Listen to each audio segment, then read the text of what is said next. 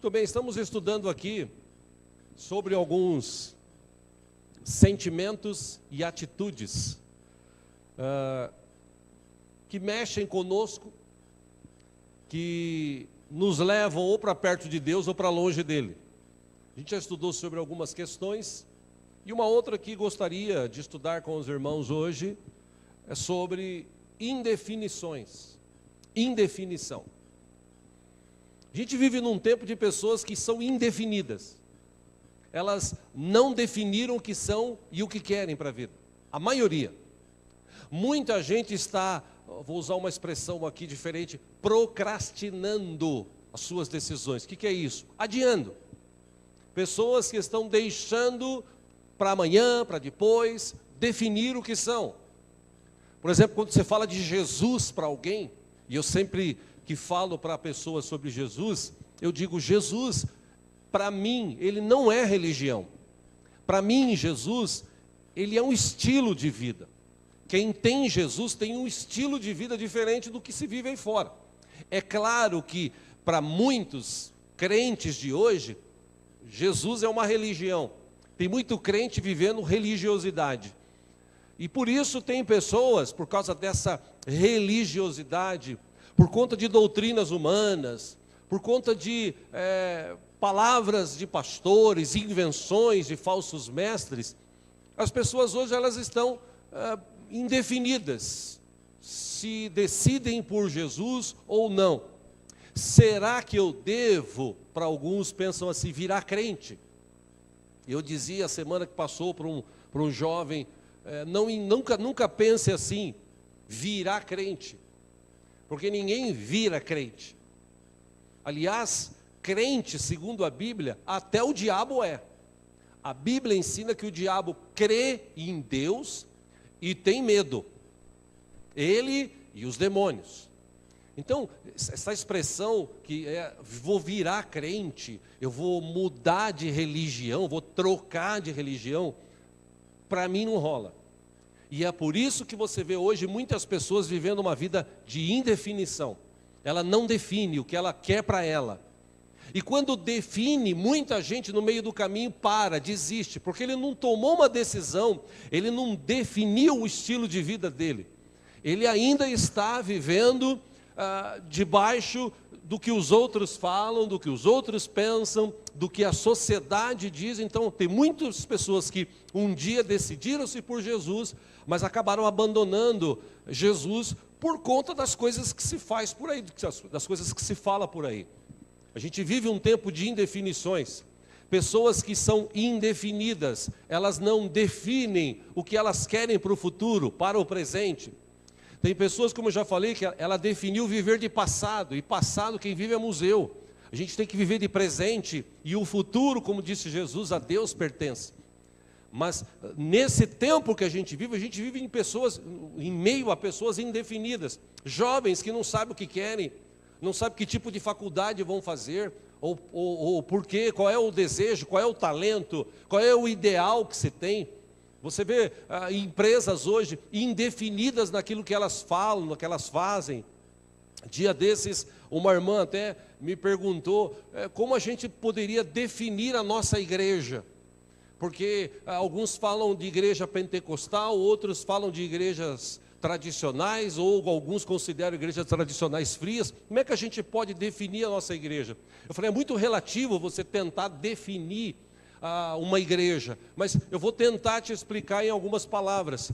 A nossa igreja, ela é uma igreja pentecostal, ela crê no Pentecoste, não da forma que muitos praticam por aí, esse negócio de ficar rodopiando, subindo na parede, caindo de costa. A gente crê no pentecostalismo. Pentecostal é aquele que tem o Espírito Santo na vida dele, que vive uma vida regrada à palavra de Deus, que vive uma vida voltada para Deus. Essas pessoas são pessoas que têm o Espírito Santo. O Pentecoste foi o Espírito Santo que trouxe. Mas a nossa igreja, como alguns que visitaram aqui, disseram, a igreja sua é uma igreja fria, porque não tem aquele... Não, a nossa igreja também não é uma igreja fria. Aqui a gente aplaude a Jesus, aqui a gente glorifica o nome de Jesus, aqui a gente adora, exalta Jesus. Então, eu disse para ela, a gente procurou definir a nossa igreja de uma forma. A gente está cooperando para levar o amor de Cristo às pessoas. Nós cooperamos para levar o amor de Cristo às pessoas. Se eu pudesse definir a nossa igreja, eu disse para ela, eu definiria assim: cooperando para levar o amor de Cristo às pessoas. Eu creio que para isso que igreja também existe. Amém, queridos? Mas tem muita gente vivendo indefinições. Como sugere aqui essa foto, eu não sei se eu faço a minha vontade ou se eu faço a vontade de Deus. Porque é um paralelo muito grande essa questão. A minha vontade com a vontade de Deus. E a gente já estudou aqui, quando nós entregamos a vida para Jesus, a gente se submete à vontade dele. Pelo menos deveria ser assim. Jesus disse: quem quiser vir após mim, negue-se a si mesmo, tome a tua cruz e me siga. Ele não obrigou ninguém. Mas tem pessoas que querem Jesus por aquilo que ele faz, e não por aquilo que ele é.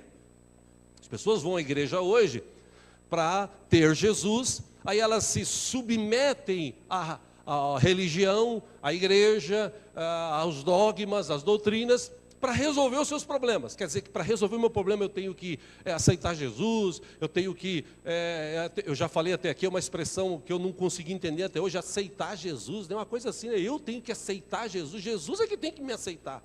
E ele me aceita do jeito que eu sou, pecador e tal. A gente recebe Jesus como Salvador. Então eu tenho que aceitar Jesus, eu tenho que ser batizado. Aí depois disso, aí ele começa a me abençoar, que é o que se fala por aí hoje. Não, espera um pouquinho. Em primeiro lugar, quando você recebe Jesus como Salvador e é batizado, você recebe uma vida espiritual, teu nome é escrito no livro dos céus, e se você permanecer firme, quando você morrer ou Jesus voltar, você vai morar com ele na eternidade. É isso que a gente entende de cristianismo. Foi para isso que Jesus veio. Jesus veio para destruir as obras do inferno e trazer salvação. Com a salvação que ele nos trouxe na cruz, nós podemos ter acesso a Deus. Ele é o único caminho, ele é a verdade de Deus, ele é a vida, ele trouxe a vida para nós, essa vida espiritual. Quando a gente entende isso, a gente se submete à vontade de Deus. A questão eu me submeto até certo ponto. Porque a vontade de Deus, segundo a Bíblia, ela é boa, perfeita e agradável. Agora, como é que eu vou me submeter à vontade de Deus, boa, perfeita e agradável, se eu nunca vi nada de bom, nada de perfeito e nada de agradável na minha vida? Você nunca viu, porque você talvez nunca tenha se submetido.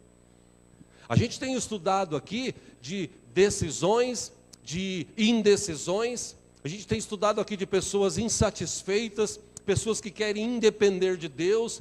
A gente tem estudado aqui várias questões que querem afastar as pessoas de Deus. E nós, como cristãos, a gente tem que aprender a se submeter à vontade de Deus. E eu estava pesquisando na internet, achei uma história muito interessante. Se é verdade ou não, mas interessante ela é. Diz que conta-se que um rei antigo, desejando recompensar um amigo favorito, ele disse: pede o que você quiser e eu te darei. Aí o jovem amigo ponderou. Falou: poxa, se eu pedir para ser general, prontamente o obterei. Se a metade do reino, se eu pedir, ele me dará. Eu vou pedir alguma coisa que traga junto todas estas coisas. Aí ele disse para o rei: escuta, dá a tua filha para mim por esposa. Por essa sábia escolha, ele tornou-se herdeiro de toda a riqueza e de todas as honras do reino. Que comparação é essa? O autor dessa história, ou que conta essa história, ele diz: assim ocorre quando a gente escolhe a Cristo. Porque quando a gente escolhe a Cristo, nele a gente tem tudo. Porque a Bíblia diz que tudo vem dele, tudo foi feito por ele. Sem ele, Jesus, nada existiria. Então, quando eu me submeto a Jesus, quando eu sou inteligente e aceito ou recebo Jesus como Salvador, eu estou obtendo tudo. Davi sabia disso, por isso que ele escreveu no Salmo 23, o Senhor é o meu pastor e nada me faltará. Nessa expressão, inclusive, do original, e Deus nunca me falta. Porque pode faltar tudo, como foi dito na ministração aqui de hoje, pode faltar tudo na nossa vida, não pode faltar Deus. Porque quem tem Deus, Deus de alguma forma supre as necessidades, abre porta onde não tem porta, traz saúde, traz libertação, Deus livra, Deus abençoa, Deus transforma. Quem tem Deus tem vida. Amém? Por isso que esse cara aqui tomou a decisão certa. Ele falou, eu quero tudo. E tudo, como é que eu vou adquirir tudo? Simples, vou me casar com a filha dele. Ele falou que eu podia pedir o que eu quiser, ou o que eu quisesse. Ele pediu a filha, casou-se, e aí com isso ele obteve toda a riqueza, toda a honra, todo o reino daquele homem. Da mesma forma, quando a gente decide-se por Jesus, quando a gente define na nossa vida, por exemplo, minha forma de vida agora é para Jesus. Eu estou com Jesus, eu vivo com Jesus, Ele é o Deus da minha vida, ponto. Quando eu defino isso, eu me submeto à sua vontade. E quando eu me submeto à sua vontade, com certeza, a vontade de Deus, que é boa, perfeita e agradável, ao longo da minha vida, ela vai acontecer. Agora a gente volta no que nós estudamos aqui alguns dias atrás. Paciência para esperar. Que hoje a gente vive num tempo de pessoas impacientes. Por isso que hoje, meus irmãos, nas igrejas e em muitos lugares por aí, existem crentes indefinidos. Pessoas que estão com um pé na igreja e com um pé no mundo. A gente vive esse momento hoje. Haja visto que basta ter um feriado prolongado, basta ter uma oportunidade de viajar, a turma hoje está que está e vai que vai. Você fala assim, pastor, você não fala assim porque você não tem dinheiro para viajar, porque se você tivesse, você iria, né? Não, senhor, se eu quisesse viajar, eu viajaria. É que eu prefiro no domingo, no sábado, domingo, estar aqui e servir a Deus, fazer a obra de Deus. Eu fui chamado para isso. Se eu quiser viajar, eu até brinquei esses dias, eu falei, pobre é que viaja de feriado, rico não, rico viaja de segunda, de terça, de quarta, né? Brincadeira à parte, a gente vive num tempo de pessoas que estão indefinidas. E numa outra história que eu já contei aqui, mas eu quero repetir, conta uma história que um dia Jesus falou para um menino, meu filho, dá o teu coração. Aí ele disse, ainda não, eu estou distraído aqui com o jogo de bola, eu preciso jogar bola. Quando eu crescer mais, aí eu vou pensar nisso, em te dar meu coração. Aí de novo Jesus disse, meu filho, dá o teu coração para mim. E aquele menino já era jovem. Ele disse, agora não, agora eu vou cuidar dos meus negócios. Quando eu enriquecer, eu terei mais tempo para atender a este assunto. E os negócios prosperam. Aí de novo Jesus diz, meu filho, dá-me o teu coração. Ele diz, ainda não, Jesus. Agora eu sou um homem de negócios. Eu estou ocupado. Quando os meus filhos que crescerem e tal, estiverem bem colocados, aí eu poderei pensar em religião. Passado um tempo, Jesus de novo diz, meu filho, dá o teu coração. Ele diz, ainda não. Agora eu sou um homem idoso. Logo eu vou deixar minhas atividades. Então eu não vou ter nada mais a fazer, senão ler e orar. E um belo dia esse homem morreu. Ele adiou tanto a decisão, que ele devia ter feito quando era menino, quando era moço. Morreu, portanto, como ele viveu sempre, sem Deus. A gente precisa definir. Definição. A gente precisa definir a quem nós vamos servir. Essa palavra indefinição, inclusive via dicionário, ela quer dizer o seguinte, sem delimitações ou sem limites, sem decisão, sem resolução. Indefinição é onde há incertezas. O dicionário define assim. A gente precisa definir quem nós vamos servir. A gente precisa tomar uma decisão. E olha, meus irmãos, se a gente buscar na Bíblia, não é de hoje que a gente vive essa questão. Por isso nós estamos tratando ela aqui. Nós somos tentados a viver uma vida indefinida diante de Deus. Por exemplo, na hora que está passando um jogo, na hora que está passando uma novela, na hora que está passando um filme, na hora que está passando um programa que nós gostamos, na hora que nós somos tentados a ir para a praia, na hora que somos tentados a ir para o campo, na hora que nós somos tentados a viajar, na hora que nós vamos trabalhar, tudo isso influencia nas nossas vidas. E quando nós temos algo definido dentro de nós, a gente já sabe o que vai fazer, a gente não precisa viver indefinidamente, a gente já definiu. Eu vou viajar no tempo que tiver que viajar, eu vou à praia no tempo que tiver que ir à praia, eu vou ao campo no tempo que tiver que ir ao campo, eu vou trabalhar no tempo que eu tiver que trabalhar, mas acima de tudo eu vou servir ao meu Deus, porque é o Deus da minha vida, é o Deus que deu a vida por mim. Preciso definir isso. Eu vou me submeter à vontade dEle. Eu vou deixar que Deus cumpra isso, o propósito dEle na minha vida. Eu vou permitir. Quanto tempo vai demorar? Não sei. Não sei. Mas eu sei do seguinte, existe um Deus que é vivo, que é poderoso, que tem todo o poder nos céus e na terra, que nos criou a sua imagem e semelhança, que trouxe o seu Espírito para habitar em nós, anda com a gente todos os dias, um dia vai voltar para buscar a sua igreja, o seu povo, para levar para um lugar maravilhoso e passar a eternidade na presença dEle. Eu creio neste Deus. Então, se eu creio nesse Deus, eu me submeto à sua vontade. Eu vou definir, Ele é o meu Deus. E é interessante que na história bíblica, na época de Elias, essa história é muito conhecida, Elias, ele havia orado para não chover, e durante 3 anos e pouco, não choveu, e um belo dia Deus fala para ele, agora você volta lá e ora para chover. E quando ele voltou, ele encontrou um servo de Deus chamado Obadias, que ele vivia assim entre a cruz e a espada. Ele era um dos conselheiros, um dos homens ali do reinado do rei Acabe, que o rei Acabe era um cara dominado por uma mulher chamada Jezabel, que tinha um espírito do inferno na vida dela, e ela fez tanto a cabeça daquele homem, que ele trouxe profetas de outros deuses, dos deuses dela, para habitar ali, onde ele reinava, no meio do povo de Deus, e estava corrompendo o coração do povo de Deus. O povo já estava assim indefinido, será que eu sirvo a Deus? Será que eu sirvo Baal? Será que eu sirvo outro Deus? E agora, o que eu faço? Elias vai lá, e segundo a Bíblia, acompanha aqui no telão, 1 Reis 18, versículo 16, diz que então Obadias dirigiu-se a Acabe e passou-lhe a informação, e Acabe foi ao encontro de Elias. Versículo 17, quando viu Elias, Acabe disse-lhe, é você mesmo, perturbador de Israel. Versículo 18, Elias respondeu, não tenho perturbado Israel, mas você e a sua família do seu pai, ou a família do seu pai tem.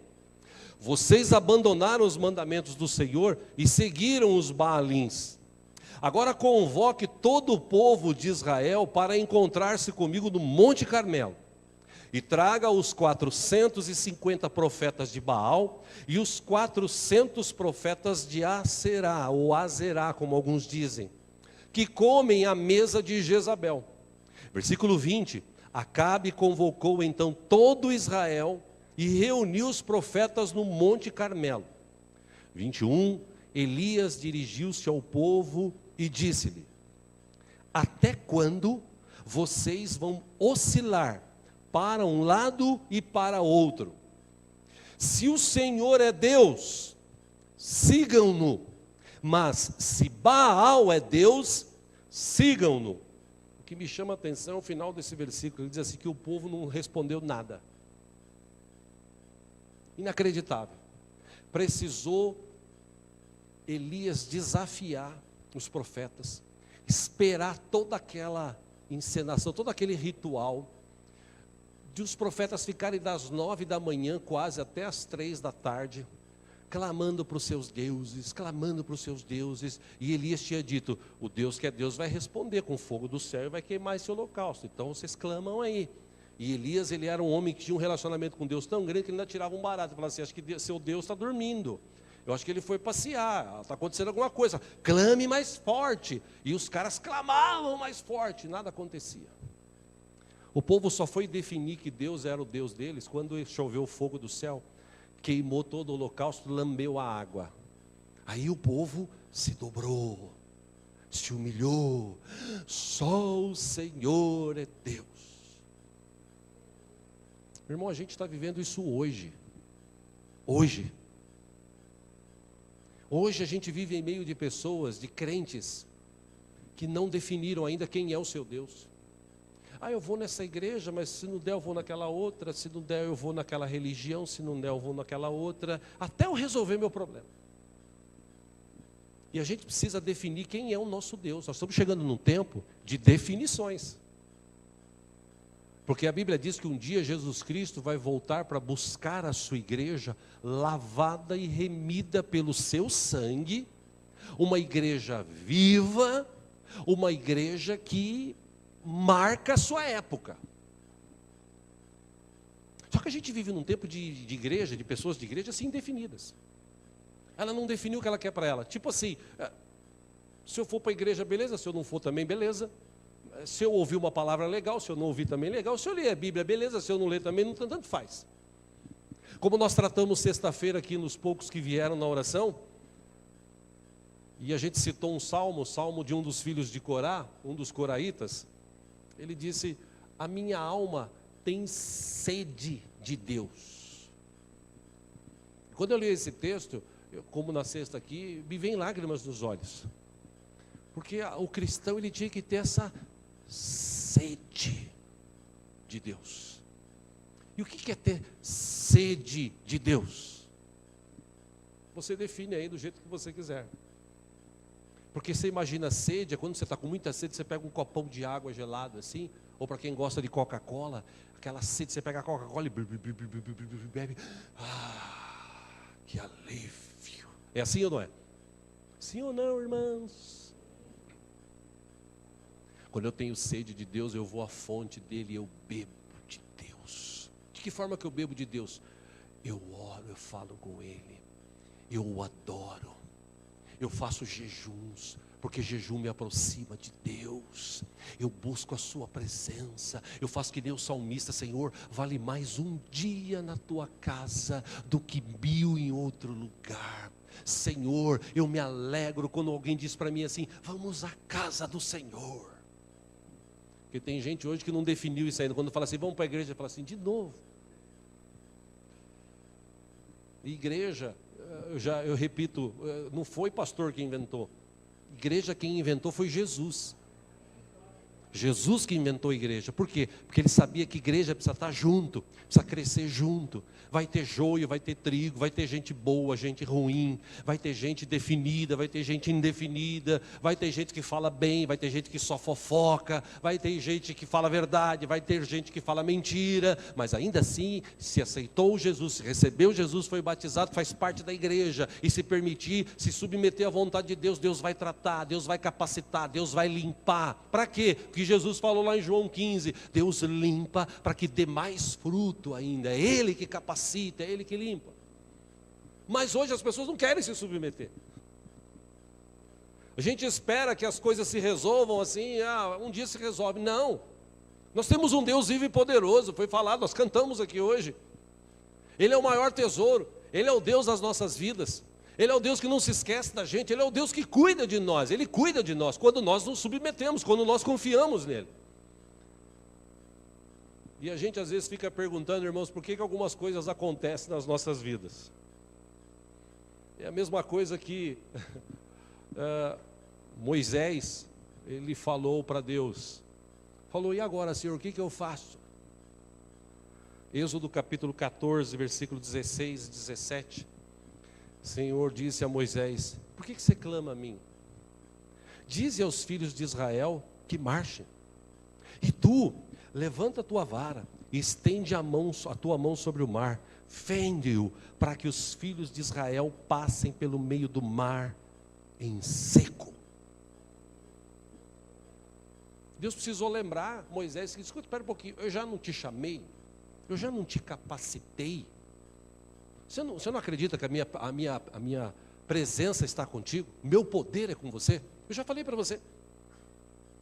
E muitos crentes hoje que vivem indefinidos, eles estão assim, ai meu Deus, o que será que eu faço, Senhor? Por que está acontecendo isso? Não, ele devia pensar o contrário. Espera um pouquinho, para pensar, irmãos. Quem já recebeu Jesus como Senhor e Salvador aqui? O que aconteceu no dia que a gente recebeu o Senhor Jesus como Salvador? Veio um pacote, um presente espiritual dos céus. Perdão sobre todos os nossos pecados. Todos os nossos pecados foram perdoados. Trouxe a presença de Deus, o Espírito Santo veio habitar em nós. E também o nosso nome foi escrito no livro da vida. A gente recebeu uma vida espiritual, pacotão dos céus espiritual para as nossas vidas. E ainda quando a gente lê a Bíblia, Jesus ainda fala, e eu estou com vocês todos os dias. Só que como a gente tem uma vida indefinida, a gente para assim, ai meu Deus, por que está acontecendo isso? Porque você não lê Bíblia. Porque a Bíblia no livro de Romanos diz que tudo coopera para o bem daqueles que amam a Deus. Pastor, mas por que está faltando isso na minha vida? Porque você não entendeu que a presença de Deus já está em você. Porque você não entendeu que Deus já nos abençoou com toda a sorte de bênçãos nas regiões celestiais. Quando você entender isso, você vai ter uma vida definida. Moisés, ele falou para Deus, Senhor, e o que eu faço agora? Imagina Deus falando com ele, você está falando comigo por quê? Eu já não falei para você? Meu poder está na tua vida. Meu irmão, a bênção do Senhor está na minha vida e está na tua vida. Eu vou repetir, a bênção do Senhor está na minha vida e sobre a tua vida. Ou a gente tem esse entendimento, ou a gente vai viver assim, nessa situação que muitos vivem, indefinidos. Abraão sabia o seguinte, aonde eu estiver, se Deus estiver comigo, será um lugar de bênção. Ponto. A gente já estudou sobre isso aqui, naquela divisão com o seu sobrinho Ló. Ló escolheu Campinas Verdejantes, Ló escolheu o melhor lugar, Abraão ficou com o pior lugar. Mas ele sabia que não importava o lugar. O que importava era a presença de Deus, e Deus estava com ele, e a bênção do Senhor estava sobre a vida dele. Por isso que a gente vive hoje em meio a pessoas indefinidas. E a gente precisa definir o que nós somos. Ou a gente crê em Deus ou a gente não crê. Ou nós somos cristãos, e cristão não é aquele que vai na igreja todo domingo, né? Não. Cristão é discípulo de Jesus. A própria palavra diz, vem de Cristo, ela vem de Cristo, a raiz de Cristo. Então, cristão é discípulo de Cristo. Ele pratica o que Cristo ensinou e não o que a religião impõe. Por isso que ele precisa definir algumas coisas. E o irmão, ou meio-irmão de Jesus, Tiago, capítulo 1, acompanhe aqui, versículo 2. Tiago disse o seguinte, meus irmãos, considerem motivo de grande alegria o fato de passarem por diversas provações. Acho que ele está de brincadeira, né? Eu acho que alguém escreveu errado esse texto, não é possível. Considerar motivo de grande alegria o fato de eu passar por diversas provações.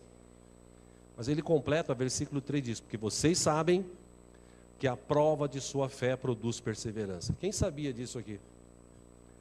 Poucos, né? Quando você passa por dificuldade, se você permanecer com fé, essa fé vai produzir perseverança.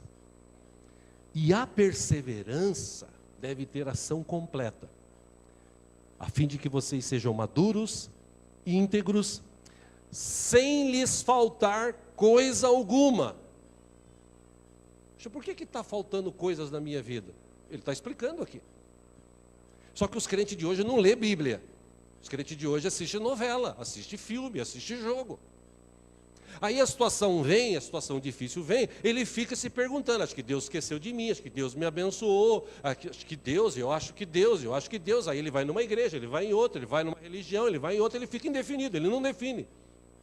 Sendo que a própria Bíblia diz, se você perseverar, se você tiver fé suficiente e perseverar na hora da aprovação, isso vai gerar em você uma ação completa. O próprio Deus vai completar a salvação na tua vida. E se você permanecer firme, você vai se tornar uma pessoa madura espiritual, uma pessoa íntegra espiritualmente falando, e também não vai faltar nada na tua vida.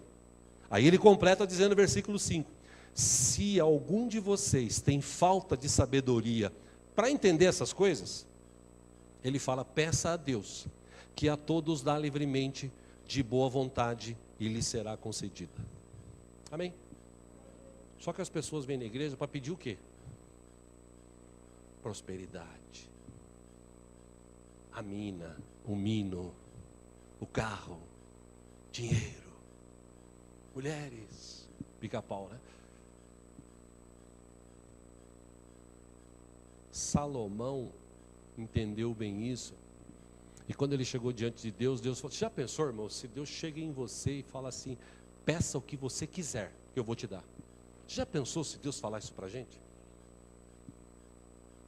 Salomão pensou para o Senhor, sou novo, meu pai morreu, eu vou assumir o reinado, eu não tenho entendimento nenhum do que eu devo fazer.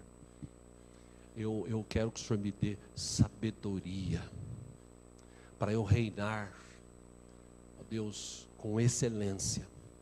Sabedoria para eu julgar as causas do povo, saber decidir. Senhor, eu quero sabedoria para tomar decisões. Aí Deus olha para ele e fala assim, você pediu bem. Como você não pediu riqueza, eu vou te enriquecer. Como você não pediu para destruir os seus inimigos, o teu reino vai ser um reino de paz. E eu vou estar contigo sempre. E ele diz aqui, se você pedir a Deus, que a todos dá livremente, de boa vontade, lhe será concedida. Aí ele diz, peça, porém, com fé, sem duvidar. Por quê? Porque aquele que duvida é semelhante à onda do mar, levada e agitada pelo vento. 7, não pense tal pessoa que receberá coisa alguma do Senhor. Por quê? Simples, porque tem a mente dividida e é instável em tudo o que faz. Ou a gente define, eu tenho um Deus, eu creio nesse Deus, Ele é o Deus da minha vida, eu me submeto à vontade dEle, está acontecendo alguma coisa de bom, de ruim, a minha decisão, a minha atitude é o que vai definir se é bom, se é ruim. Eu vou continuar crendo, eu vou continuar servindo, eu vou continuar me submetendo, porque a vontade de Deus é boa, perfeita e agradável. Isso está definido na minha vida, ponto. Ou eu defino isso, ou então vou viver como muitos hoje que vivem nas igrejas, uma vida indefinida. E como disse Tiago, ele é instável em tudo que faz. Um dia ele disse, eu amo Jesus. No outro dia ele fala assim, eu não amo mais Jesus. Jesus me abençoou lá atrás, agora Jesus não me abençoa mais. Se você olhar, como a gente já estudou aqui várias vezes, o povo de Israel era assim. E é interessante, meus irmãos, quando a gente fala de submeter, a Bíblia relaciona o cristão, o discípulo de Jesus, como ovelha. Às vezes a gente até perguntou aqui, né? Quem é a ovelha de Jesus Cristo? Eu pergunto, quem é a ovelha de Jesus aqui? Ele é o bom pastor. Quem é a ovelha de Jesus? Amém. Vocês estavam com medo de levantar a mão, né? A ovelha de Jesus é aquele que é cristão, que serve Jesus, tá? É a ovelha. A Bíblia fala, Ele é o bom pastor. E o bom pastor dá a vida pelas suas ovelhas. Isaías, lá atrás, capítulo 53, versículo 6... ele disse o seguinte, todos nós, tal qual ovelhas, nos desviamos, temos deixado os caminhos de Deus para seguir o nosso próprio caminho. Lembra da vontade de Deus, da minha vontade? Isaías profetizou para aquele povo isso, que o povo estava assim, indefinido. Eu não sei se eu sirvo Deus, eu acho que eu vou servir Deus só de domingo. Aí segunda, terça, quarta, quinta, sexta e sábado, eu vou fazer o que eu quero. E você pode fazer o que você quiser, mas na segunda, terça, quarta, quinta, sexta, sábado e domingo, Deus continua contigo. Porque enquanto tiver vida, Deus não vai desistir de você nem de mim. Agora, eu quero te dar uma ideia aqui sobre o que é ser ovelha. Meu irmão, entenda, como eu digo sempre aqui, povo é povo. Ovelha, segundo os estudiosos, uma coisa de estudo aqui para você. Ovelha tem visão curta. Ovelha tem visão curta. Elas não enxergam muito distantes. Ao invés de dizer aquela expressão que se usava antigamente, essa pessoa é cega que nem um morcego. Deveria falar é cega que nem uma ovelha. Porque a ovelha é a visão curta, ela não enxerga distante. Uma ovelha não consegue ver muito à frente. E é por isso que na trilha que ela está caminhando, ela precisa de um pastor. Para que esse pastor? Para tirar ela do perigo. Para livrá-la do mal. E Davi, como um pastorzinho que ele era, de ovelhas, ele escreveu no Salmo 23 isso. Ele, imagino numa manhã, numa tarde, num campo verdejante, ele escreve, o Senhor é meu pastor e ele nunca me falta. Ainda que eu ande pelo vale da sombra da morte, eu não vou temer porque ele está comigo, ele é o meu pastor. Ele cuida da minha vida. Eu sei que eu sou limitado. Eu sou ovelha dele, eu sei que ele cuida de mim, como eu cuido dessas ovelhas. E Davi enfrentou o leão, enfrentou o urso, para defender as ovelhas do pai. Ele diz, assim como eu faço isso, e ele tinha o cajado, ele tinha a vara, tem um significado, o cajado que parecia aquele cabo de guarda-chuva, quando a ovelha caía em algum lugar, no meio a espinhos, ou numa ribanceira, alguma coisa assim, ele pegava ela pelo pescoço com aquele cajado e tirava ela do mal. Aí quando, por exemplo, vinha um lobo, vinha algum tipo de animal querer devorar as ovelhas, com a vara, eles atiravam a vara para acertar esses animais. Então nessa analogia, nessa inscrição, ou nessa descrição que ele fez, ele falou, Deus faz isso conosco. Deus cuida das suas ovelhas. Só que as ovelhas hoje, elas não querem se submeter. E entenda, meu irmão, nós como ovelhas, nós somos limitados. A gente não consegue enxergar o futuro. Deus é que sabe do futuro. Por isso que ele diz, confia em mim. Por isso que Davi escreveu, entrega o teu caminho ao Senhor, confia nele e o mais ele fará. Amém, meu irmão? Vou perguntar de novo agora, quem é a ovelha de Jesus aqui? Fala para a pessoa que está do seu lado, você já entregou o teu caminho ao Senhor?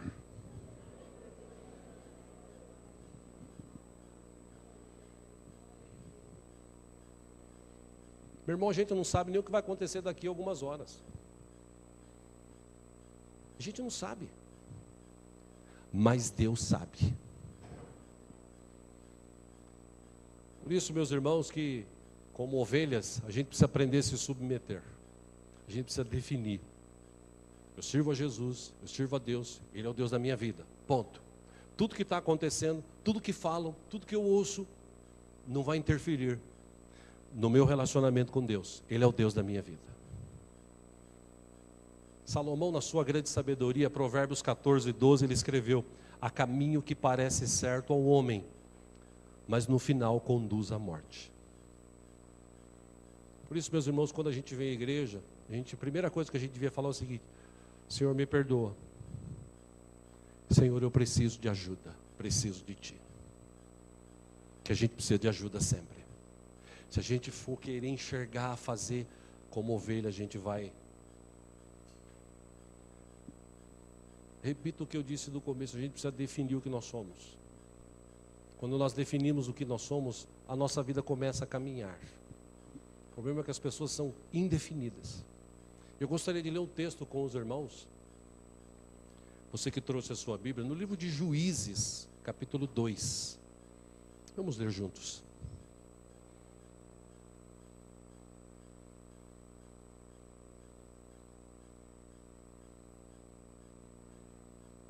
Como no relógio aqui está dizendo que é 10h46, então ainda tem 1h15 para pregar, né? Graças a Deus. Juízes capítulo 2. Se houver alguém sem Bíblia do teu lado, aí se você puder repartir a leitura, por favor, faça isso.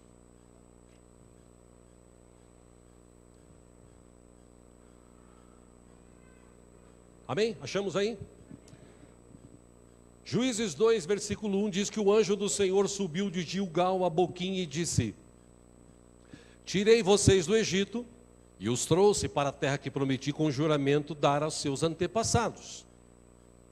Eu disse: jamais quebrarei minha aliança com vocês.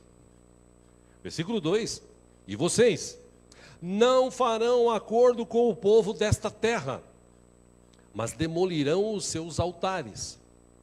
Por que vocês não me obedeceram? Versículo 3: portanto, agora lhes digo que não os expulsareis da presença, ou não expulsarei da presença de vocês. Eles serão seus adversários, e os deuses deles serão uma armadilha para vocês. Versículo 4: quando o anjo do Senhor acabou de falar a todos os israelitas, o povo chorou em alta voz. 5: e ao lugar chamaram Boquim. Ali ofereceram sacrifícios ao Senhor. Depois que Josué despediu os israelitas, eles saíram para ocupar a terra, cada um a sua herança. O povo prestou culto ao Senhor durante toda a vida de Josué e dos líderes que sobreviveram a Josué, e que tinham visto todos os grandes feitos do Senhor em favor de Israel. Versículo 8: Josué, filho de Num, servo do Senhor, morreu com a idade de 110 anos. Versículo 9: ele foi sepultado na terra de sua herança em Timnat-Heres, nos montes de Efraim, ao norte do monte Gaás.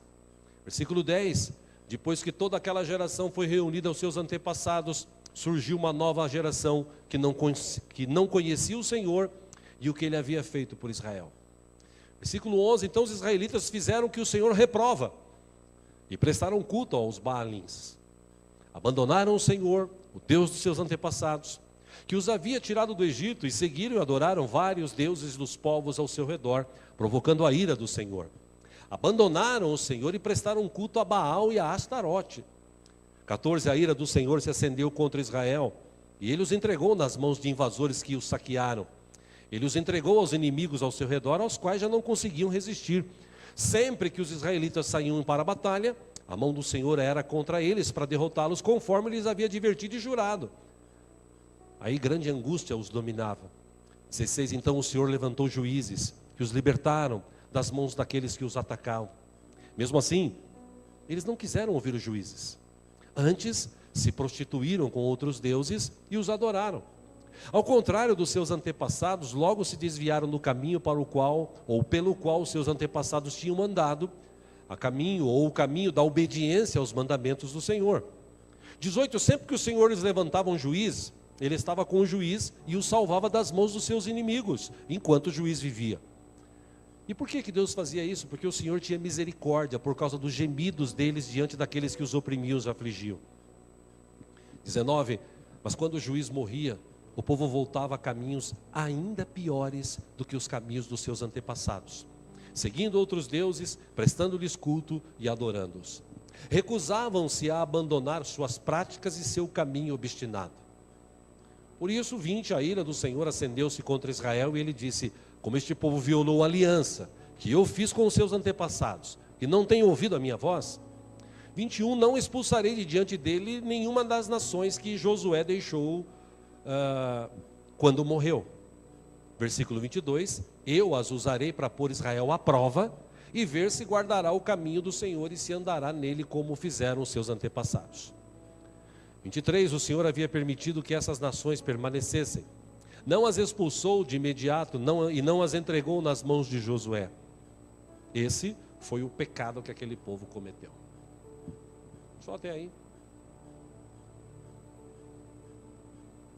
A ordenança de Deus, meus irmãos, quando nós nos tornamos cristãos, a gente precisa definir.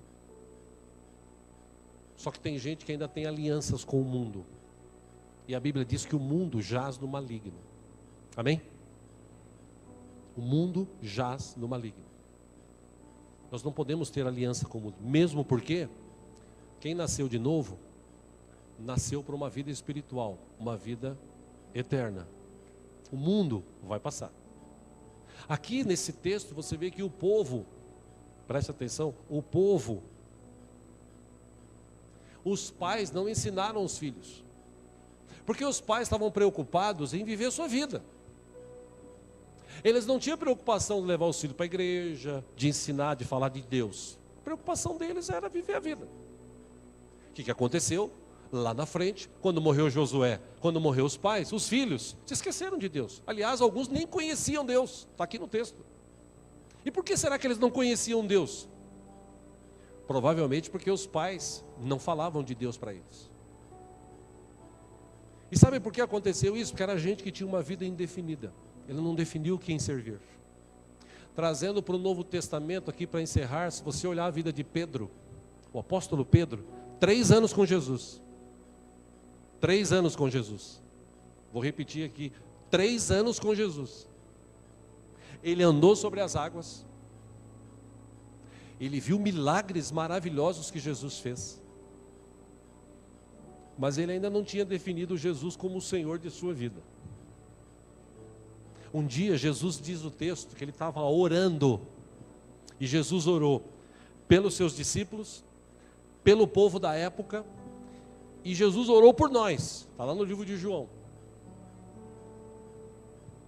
E nessa oração, quando Jesus estava terminando, Jesus olha para Pedro e fala assim: Pedro, Satanás pediu para peneirar vocês, mas Deus teve misericórdia, eu orei por vocês. Toma cuidado. É interessante essa palavra, 3 anos com Jesus, Jesus fala para Pedro assim: quando você se converter, você vai e cuida dos seus irmãos ali, tá? Caramba, 3 anos com Jesus, já tinha sido batizado, já tinha recebido Jesus como Senhor e Salvador. 3 anos, Jesus fala para ele: quando você se converter, porque tem muita gente na igreja que precisa talvez ouvir isso de novo, quando você se converter, porque ele vive uma vida indefinida. Pedro vivia assim, Pedro viu milagres, Pedro andou sobre as águas, Pedro fez e tal, mas na hora do vamos ver, ele fala para Jesus: Jesus, eu sou convertido, se for o caso eu dou minha vida por o Senhor, conta comigo, estou contigo e não abro. Aí Jesus olha para ele e fala assim: antes que o galo cante, 3 vezes você vai me negar. E Pedro deve ter pensado naquilo assim: por que Jesus, o que será que ele quis dizer? Deu uma de Kiko do Chaves na época, né? O que será que ele quis dizer? Depois, quando Jesus é preso, quando Jesus é levado, ele fica com medo e se esconde. Aí vem alguém e diz assim: você estava com ele. Eu não. Aí vem um outro e fala assim: escuta, você se veste que nem ele, cara, você estava com ele. Não, eu não. Aí quando estavam lá reunidos, tentando julgar Jesus, Pedro lá escondido, rodas de pessoas com fogo aceso, naquele frio daquela noite, começo de madrugada, aí ele estava lá escondido, veio uma mulher e fala assim: você estava com ele. Ele falou: mulher, você é louca, eu não. Aí ele ouve o galo cantar. Aí ele baixa a cabeça e chora. No texto de João diz ainda que Jesus ainda olha assim para trás e olha bem para Pedro, porque ele negou. Tipo, falei para você, você precisa definir o que você quer para a tua vida. Aí Pedro foi, chorou, mas se arrependeu.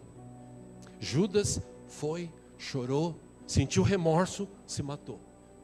Pedro foi, chorou, se arrependeu e voltou. E quando ele se encontra com Jesus novamente, Jesus fala para ele assim: você me ama? Amo. Você me ama? Amo. Você me ama mesmo? O Senhor sabe de todas as coisas, o Senhor sabe que eu te amo. Então apacenta as minhas ovelhas. Agora você está convertido.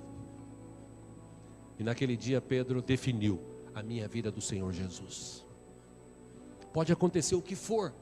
E segundo dados estatísticos, história, Pedro, ele também foi crucificado, dizem alguns historiadores. Só que quando ele foi ser crucificado, ele falou: eu não sou digno de ser crucificado que nem o meu Jesus, eu quero ser crucificado de cabeça para baixo, para não ser que nem ele. Dizem alguns historiadores. Mas ele deu a vida, ele definiu: a partir de hoje, a minha vida é desse Jesus. Amém, irmãos? A gente está chegando nesse tempo.